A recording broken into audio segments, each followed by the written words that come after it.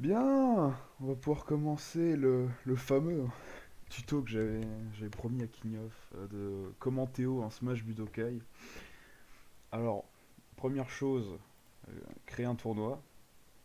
Euh, sur Challenge, je le fais parce que Smash GG, beaucoup de gens ne comprennent pas en fait comment il marche. Du coup, bah, ils sont perdus. Alors, autant le faire directement sur Challenge où je me prends pas la tête. Ensuite, l'autre, alors ça dépend parce que moi je prends en communauté parce que bah, je suis parti d'une équipe et c'est surtout par exemple si quelqu'un a un compte challenge, il s'inscrit sur le tournoi et grâce à la Ligue des enfin moi la Ligue des Smashers mais avec votre communauté, ça permet de faire un classement sur toutes les personnes qui ont utilisé un compte challenge.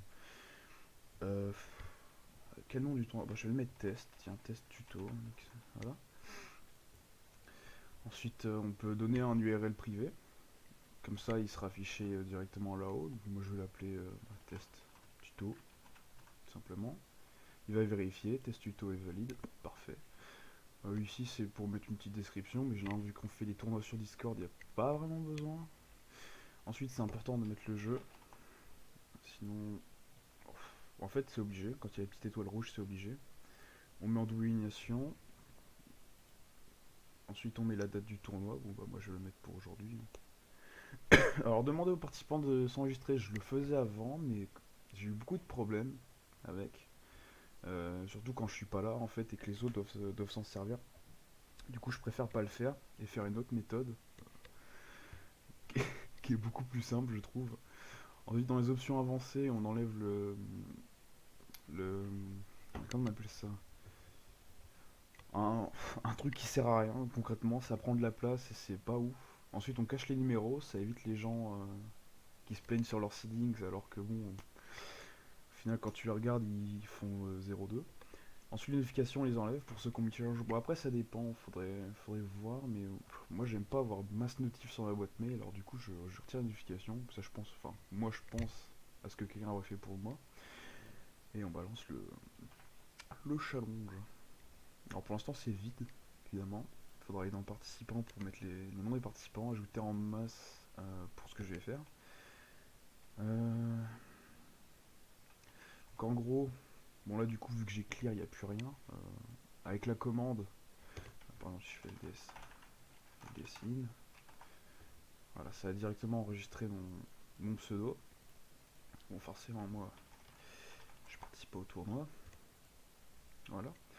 Et en gros, quand on arrive sur toute la fin des inscriptions, donc généralement on est sur du samedi 14h, on copie tout, absolument tous les participants, et ensuite on les colle dedans. Bon, ça c'est du coup les participants de la semaine d'avant. Voilà.